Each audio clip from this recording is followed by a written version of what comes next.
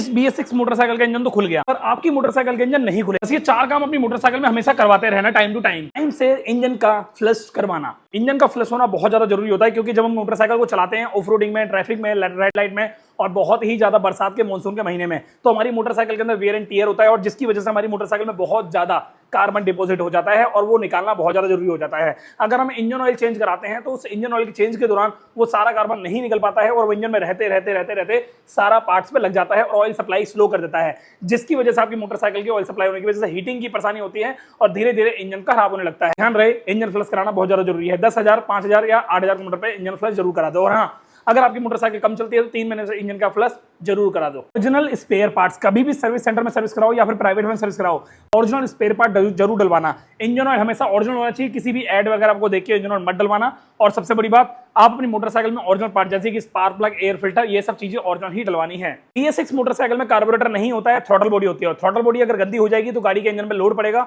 और इंजन पे लोड पड़ने की वजह से आपकी क्लच पेडे खराब हो जाएंगी, मिसिंग की प्रॉब्लम आएगी, स्टार्टिंग की प्रॉब्लम आएगी, और लॉन्ग स्टार्टिंग की प्रॉब्लम आएगी। तो ये प्रॉब्लम से बचने के लिए अपनी मोटरसाइकिल की थ्रॉटल बॉडी जरूर से टाइम से क्लीन करवाते रहना। अगर आपको लगता है आपकी गाड़ी कम चलती है तो 3 महीने में सर्विस करा लो और साफ करवा लो। अगर आपको लगता है आपकी मोटरसाइकिल बहुत ज्यादा चलती है तो कम से कम 8,000 किलोमीटर पे अपनी मोटरसाइकिल की थ्रॉटल बॉडी को क्लीन करवाओ। BS6 मोटरसाइकिल में मैकेनिक का स्किल्स वाला होना बहुत ज्यादा जरूरी होता है। अगर हमारी मोटरसाइकिल BS6 है और हमारा मैकेनिक जो है वो BS4 या BS3 वाला ज्ञान रखता है, तो आप अपनी मोटरसाइकिल को थोड़ा सा बचाओ उससे, उसके बाद ना लेके जाओ। क्योंकि कभी कभी क्या होता है, जो ऑथराइज सर्विस सेंटर होते हैं, जब हमारी बाइक एक लॉन्च होती है BS6, तो उस BS6 की कंप्लीट ट्रेनिंग होती है जो ऑथराइज सर्विस सेंटर में होती है, प्राइवेट सर्विस सेंटर नहीं होती है। पर काफी सारे प्राइवेट सर्विस सेंटर ऐसे मैकेनिक होते हैं जो बहुत ज्यादा अपडेट होते हैं, और वो बहुत सारी जानकारियां टाइम टू टाइम लेते रहते हैं और टाइम टू टाइम उसको रिसर्च करके समझते रहते हैं। पर कुछ ऐसे मैकेनिक होते हैं जिनको बिल्कुल भी ढेले का ज्ञान नहीं होता, और ज्ञान मतलब वही वाली बात है ना यार, ज्ञान होता है बहुत कम और देते हैं बहुत ज्यादा, और जब गाड़ी करने का टाइम आता है कुछ नहीं कर पाते हैं उस टाइम में, जब गाड़ी का काम करने का बात आती है तो आपको अपनी मोटरसाइकिल में सबसे इंपॉर्टेंट जो काम करना है वो करना है मैकेनिक की चुनाव। अगर मैकेनिक अच्छा होगा तो आपकी मोटरसाइकिल बहुत सही तरीके से लंबे टाइम तक ठीक चलेगी। और सबसे इंपॉर्टेंट एक और बात मैं बताना चाहूंगा, कभी कभी हम क्या करते हैं, अपनी मोटरसाइकिल के जब रखरखाव का टाइम आता है तो हम अपनी मोटरसाइकिल में टायर का जो एयर होता है वो नहीं डलवाते हैं। अगर हमारी BS6 मोटरसाइकिल है और हम कम एयर में चला रहे हैं तो हमारी मोटरसाइकिल भारी भारी चलेगी, इंजन में लोड पड़ेगा और इंजन हीट होगा। और एक और पॉइंट, अगर हमारी मोटरसाइकिल का व्हील जाम चल रहा है, जैसे डिस्क पैड वगैरह में गंदगी आ गई है, कचरा आ गया है, तो भी हमारी मोटरसाइकिल में व्हील जाम चलेगा और हमारी मोटरसाइकिल का इंजन हीट होगा। आपको क्या करना है, इंजन को हीट होने से बचाना है, क्योंकि जब ज्यादा इंजन हीट होगा तो आपकी मोटरसाइकिल में वो जो हीटनेस की प्रॉब्लम होती है उसकी वजह से वॉल गाइड में ज्यादा दिक्कत आएगी, इंजन में क्लच प्लेटें जल्दी खराब हो जाएंगी, इंजन ऑयल में वियर एंड टियर ज्यादा होगा, कार्बन ज्यादा बनेगा, और आपकी मोटरसाइकिल के जो ऑयल होता है उसकी सप्लाई बहुत ज्यादा स्लो हो जाएगी।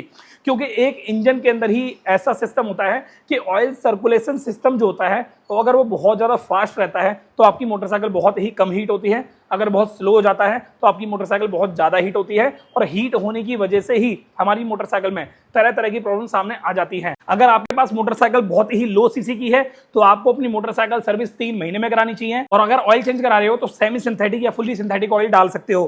पर अपनी मोटरसाइकिल के इंजन में अगर लो सीसी की है तो भी आपको मिनरल ऑयल नहीं डालना है, क्योंकि काफी सारे मैकेनिक होते हैं जो मिनरल ऑयल आपकी मोटरसाइकिल में डालते हैं। ध्यान रहे, या तो सेमी सिंथेटिक ऑयल डालो या फुल्ली सिंथेटिक ऑयल डालो। और हाँ, एक चीज और, अगर आप इंजन ऑयल चेंज करा रहे हैं तो इंजन अगर ऑयल बहुत ही ज्यादा काला कीचड़ की तरह निकल रहा है तो उस इंजन को फ्लश करा दे। फ्लश के लिए आप डीजल का इस्तेमाल कर सकते हो, या फिर कोई और TT ऑयल का इस्तेमाल कर सकते हो, या फिर अगर आपके पास बजट बहुत ज्यादा है तो आप अपनी मोटरसाइकिल में इंजन फ्लश के दौरान क्या करना है, ऑयल का नट खोलना है, ऑयल निकालना है और नया ऑयल डाल देना है। नया ऑयल डालने के बाद आपको कम से कम 150 या 200 किलोमीटर गाड़ी चलानी है। 150-200 किलोमीटर चलाने के बाद फिर से आपको ऑयल चेंज करा देना है। ऐसा करने से आपका खर्चा थोड़ा ज्यादा होगा, पर आपकी मोटरसाइकिल का इंजन बहुत अच्छे तरीके से फ्लश हो जाएगा, थोड़ा सा अच्छा आपको फीडबैक देखने को मिलेगा। और अगर आपकी मोटरसाइकिल थोड़ी हैवी सीसी की है तो आपको फुल्ली सिंथेटिक ऑयल डालना है।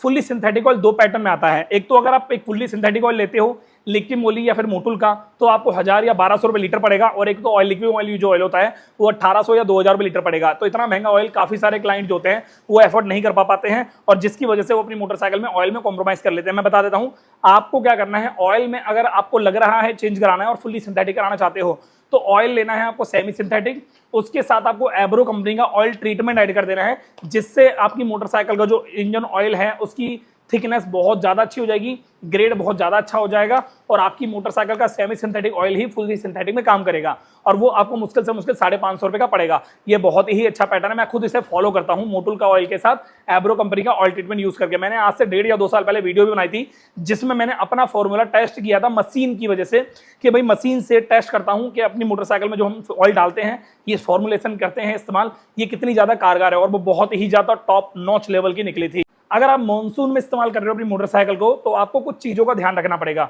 जैसे कि टायर में एयर चेक करना, चेन ल्यूब करना, चेन क्लीनिंग करना, इंजन फ्लश टाइम से कराना और इंजन जो बगल में जो थ्रॉटल बॉडी होती है उसको टाइम से क्लीन कराना, सेंसर क्लीन कराना।